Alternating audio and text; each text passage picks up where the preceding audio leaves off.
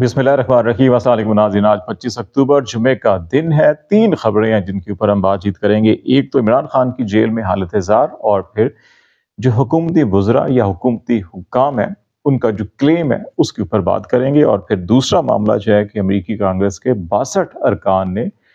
सदर अमेरिका को ख़त लिखा है। उस ख़त के कुछ की पॉइंट्स और उनके असरात क्या होंगे पाकिस्तान की पॉलिटिक्स या इमरान खान की रिहाई में, क्या वो मददगार साबित होंगे, नहीं होंगे, या इमरान खान की रिहाई जो है कि ऑन मेरिट के ऊपर काजी फाइजा साहब की रिटायरमेंट के बाद जो है कि अदलिया उस दबाव से बाहर निकल आएगी जो एग्जेक्टिव और इंटेलिजेंस एजेंसीज का पाकिस्तान के अदालती निज़ाम के ऊपर था, और अगर वो दबाव में निकल आएगी तो क्या फिर मेरिट की बुनियाद के ऊपर कितने अरसे में उनकी रिहाई हो सकती है। ये बड़ा अहम मामला है। और फिर तीसरा बड़ा अहम मामला जिसके ऊपर हम बात करना चाहेंगे वो अरशद शरीफ का केस है। आपको याद होगा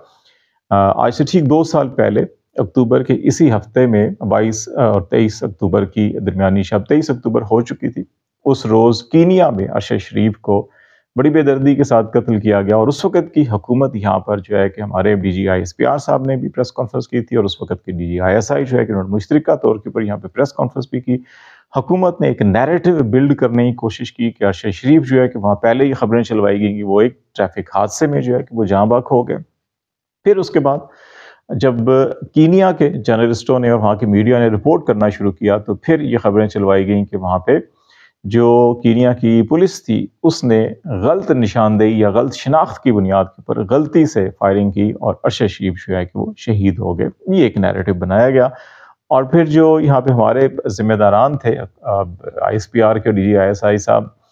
उन्होंने जो प्रेस कॉन्फ्रेंस की उसके अंदर ये तासुर देने की कोशिश की गई कि यहाँ से अरशद शरीफ को बाहर जाने में या दुबई, और दुबई से जो है कि कीनिया तक जाने के हवाले से उनका अपना इदारा ARY न्यूज़ और उनके कुछ दोस्त या पॉलिटिकली PTI की तरफ मामलात को धकेलने की कोशिश की गई कि इस सारे मामले के अंदर जो है कि उन्होंने ये सब कुछ किया, करवाया, या जो थी ये इनडायरेक्टली इस किस्म का इंप्रेशन क्रिएट करने की कोशिश की। फिर एक फैक्ट फाइंडिंग जो यहाँ पे एक कमेटी बनाई गई FIA और जो इंटेलिजेंस ब्यूरो है उसके अफसरान कर मबनी, उसने कीनिया के जाकर दौरा भी किया, और जो फैक्ट फाइंडिंग रिपोर्ट थी वो गैर मुतवक्के तौर के ऊपर उसके अंदर हकाइक के बहुत करीब तरीन जो है कि वो चीज़ें बयान की गई। बहुत से क्लू उसके अंदर ऐसे मौजूद हैं जिसकी बुनियाद के ऊपर जो अरशद शरीफ की फैमिली ने जो अपनी FIR या दरख्वास्त कह लीजिए जो सुप्रीम कोर्ट में भी दी थी, चीफ जस्टिस ऑफ पाकिस्तान उस वक्त उमर अता बंदयाल साहब थे, उनकी अदालत में ये मामला था, तो वहाँ पे दी गई थी कि ये वो लोग हैं जो उनकी फैमिली समझती है कि जो इस सारे मामले के अंदर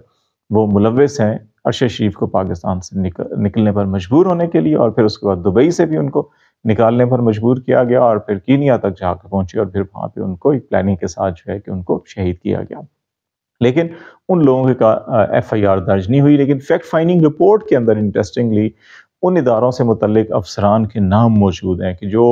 अरशद शरीफ के खिलाफ बैक वक्त पाकिस्तान के मुख्तलिफ सूबों, चारों सूबों के अंदर जो है कि उसके खिलाफ दर्जनों FIR जो है कि जाली, झूठी, बेबुनियाद FIR दर्ज करवाई गई, जो नामालूम अफराद की तरफ से दर्ज की गई थी। और फिर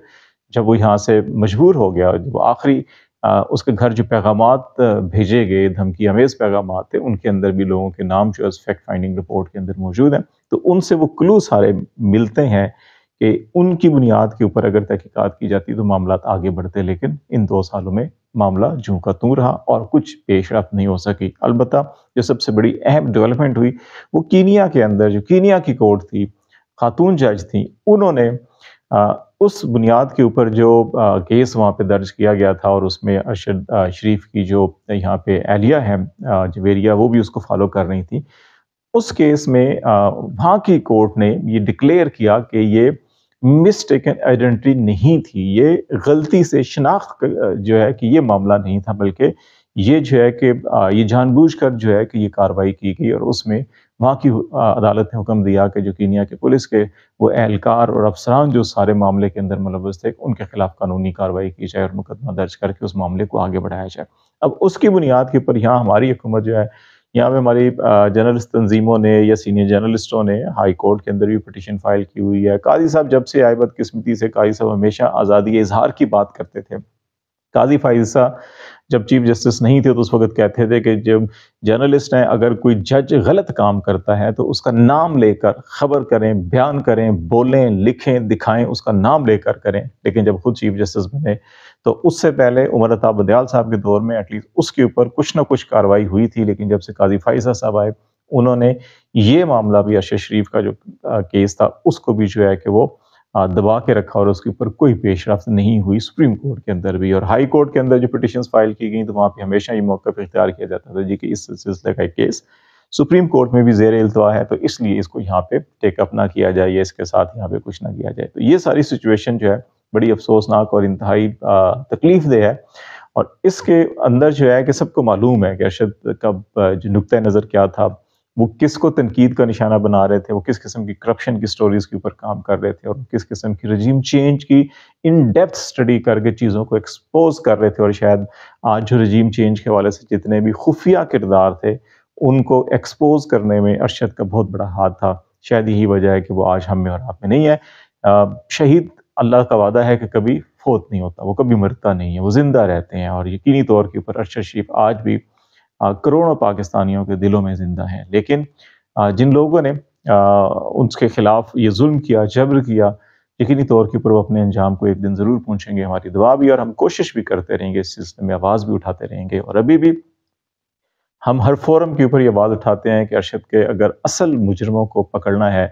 تو پھر آپ وہاں سے ایک معاملہ شروع کیجئے. جن لوگوں نے پورے ملک کے اندر بے بنیاد جھوٹی FIR درج کروائی تھی، مدعی اور ان کے نام اور شناختی کارڈ نمبر، فون نمبر سب موجود ہیں، ان کو پکڑیے، ان کو پوچھئے کہ وہ انہیں کیوں کروائیں اور ان کے پیچھے کون لوگ تھے. اصل میں وہی لوگ ہیں اور پھر آپ کو جو سب سے بڑے جو ہیں کہ اس کے کردار ہوں گے ان تک پہنچنے میں آسانی ہوگی. تو یہ معاملہ جو ہے اس طرف جانے چاہیے.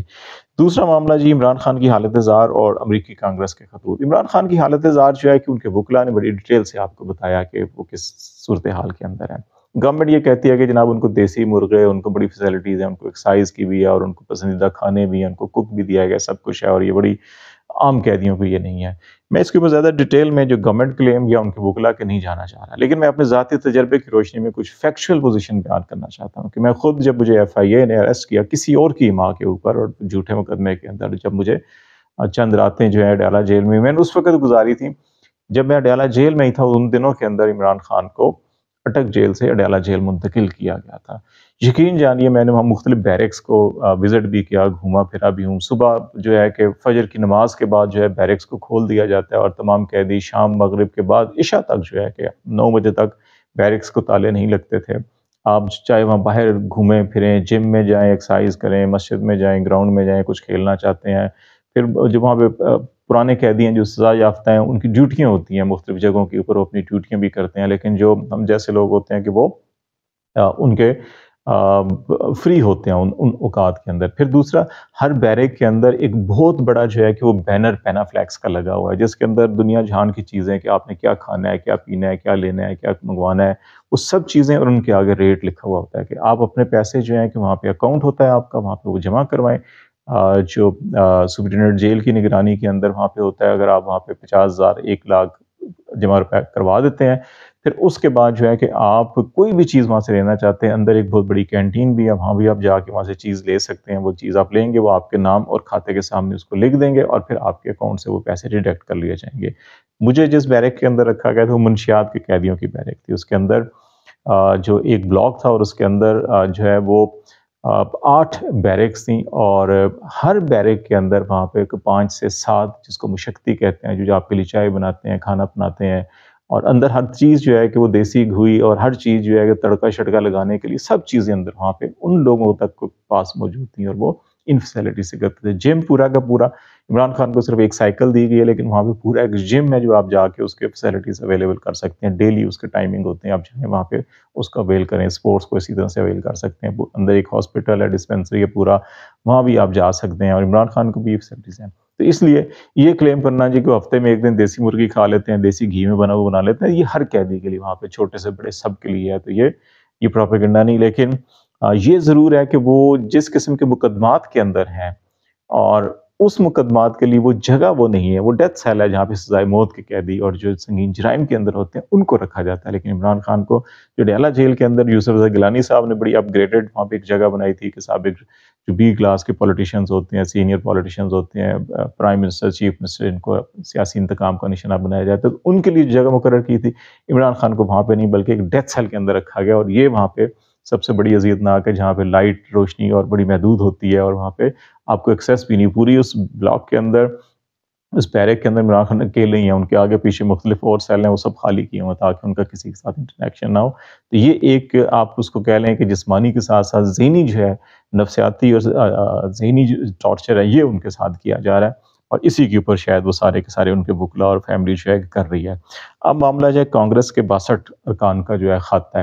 اس سے پہلے بھی کانگریس کے آلموسٹ اتنے ہی لوگوں نے اور انہی کانگریس مین کی سربراہی کے اندر ایک فروری میں خط لکھا تھا جو امریکی وزیر خارجہ کو لکھا گیا تھا، اور اس کے مندرجات بھی آلموسٹ اسی قسم کے تھے. اور پھر جولائی میں ایک قرارداد کانگریس میں جو ہے منظور کی گئی تھی، اور وہ بہت بھاری اکثریت سے، مطلب اس میں 2/3 سے بھی زیادہ دونوں جماعتوں کے جو ہیں کہ وہ 360 کے قریب جو ہے 360-70 کانگریس مینوں نے اس کے اوپر دستخط کیے تھے، وہ منظور ہوئی تھی. اور اس میں بھی الیکشن، انسانی حقوق، میڈیا کی آزادی اور ساری چیزوں کو ڈسکس کیا تھا. اور ابھی بھی امریکی کانگریس کے 62 ارکان نے جو خط لکھا ہے، اس کے اندر ابھی ملٹری رول کے اوپر بھی انہوں نے تنقید بھی کیا، اور اپنے جو پریزیڈنٹ ہیں ان سے یہ سوالات بھی پوچھے ہیں کہ جناب کہ آپ اس قسم کے رجیم کو سپورٹ کرتے ہیں یا نہیں کرتے. یہ جو ہے یہ چیزیں براہ راست جو ہے کہ وہ اثر انداز نہیں ہوتی ہیں بائی لیٹرل ریلیشن کے اوپر بھی اور بہت زیادہ پالیسی کے اوپر بھی، لیکن ایک سوشل پریشر بنتا ہے، ایک چیزیں مین سٹریم کے اوپر آتی ہیں، چیزیں ہائی لائٹ ہوتی ہیں، اور اس کے اوپر جو ایک پریشر بلڈ ضرور ہوتا ہے. اور پھر ایک دفعہ جو ہے کہ کوئی نہ کوئی انتظامیہ جو ہے سوچنے میں مجبور ہوتی ہے کہ ہمیں کیا کرنا ہے کیا نہیں کرنا. اور ہم جیسے ممالک، ہم جیسے یہاں پہ جس قسم کے ادارے ہیں، جس قسم کے اداروں کے اوپر مسلط لوگ ہیں جن کی کھالیں اتنی موٹی موٹی ہیں کہ جن کو یونائٹڈ نیشن ورکنگ گروپ کی جو رپورٹ ہے جس کے اندر یہ کہا گیا ہے جی کہ بالکل یہ سیاسی اور یک طرفہ کیسز ہیں، بے بنیاد کیسز ہیں، عمران خان کو اندر رکھا گیا ہے. پھر یونائٹڈ نیشن کے جو رپورٹر ہیں آزاد ججز اور وکلا کے حوالے سے ان کی رپورٹ، ان کا خط حکومت پاکستان کو کہ آپ کی آئینی ترمیم جو ہے کہ یہ بنیادی انسانی حقوق اور عدلیہ کے اوپر حملے کے مترادف، اور انٹرنیشنل کمیشن آف جورسٹ کی جو رپورٹ اور ان کی جو ساری سٹیٹمنٹ ہے، وہ ساری چیزیں دیکھیں تو وہ مسلسل دباؤ بڑھ رہا ہے. یہ تو اپنے طور کے اوپر یہ کہتے ہیں کہ ہم یہ بائنڈنگ نہیں ہے، دفتر خارجہ جو مرضی بیان دے دے، ہماری ISPR جو مرضی اس کے اوپر موقع دے دے، لیکن دنیا جب یہ بولنا شروع کر دیتی ہے تو پھر آپ کی دنیا میں آپ کی آواز دب جاتی ہے. جو آپ اصولوں کی، ڈیموکریٹک، ہیومن رائٹس یا اس قسم کی بات کرتے ہیں، تو پھر لوگ کہتے ہیں کہ آپ کے اپنے ہاں یہ ہو رہا ہے تو آپ کی کیسی بات سنی جائے. تو یہ سچویشن اس وقت جو پریشر بلڈ ہو رہا ہے، اور انٹرنل لیول کے اوپر قاضی صاحب کو جانے کے بعد جو پورے گارنٹر تھے اس نظام کے، پورے کے پورے نظام کے، اور وہ انفلوئنس بھی ڈالتے تھے ان سارے معاملات کے اندر، اور اپنے کیسز کے اندر ٹورڈ PTI کے وکلا اور ان کی لیڈرشپ پہ جو ریمارکس دیتے تھے وہ بالکل نیچے تک جاتے تھے، اور لوڈ جوڈیشری تک، اور وہ میسج ہوتا تھا انٹریکٹی کہ جناب کیا ماحول ہے. وہ ان کے جانے کے بعد میرا خیال ہے کہ اب سچویشن اتنی بہت زیادہ نارمل تو نہیں، لیکن ایٹ لیسٹ اتنی ایزی ہوگی کہ اب عدلیہ نیچے جو ہے وہ آزادی سے آئین اور قانون کو دیکھتے ہوئے جب فیصلہ کرے گی، تو پھر عمران خان کو زیادہ دیر جو ہے کہ وہ جیل میں نہیں رکھا جا سکے گا. اور یہ توقع یہی کی جا رہی ہے کہ نومبر کے اندر بڑی اہم پازیٹیو جو ہے وہ ڈیولپمنٹ ہونی ہے. تو لیٹس سی، دیکھتے ہیں کیا ہوتا ہے. آپ کو آگاہ کرتے رہیں گے. فی الحال اتنا ہی. خالد جمیل کو اجازت دیجیے. اللہ حافظ.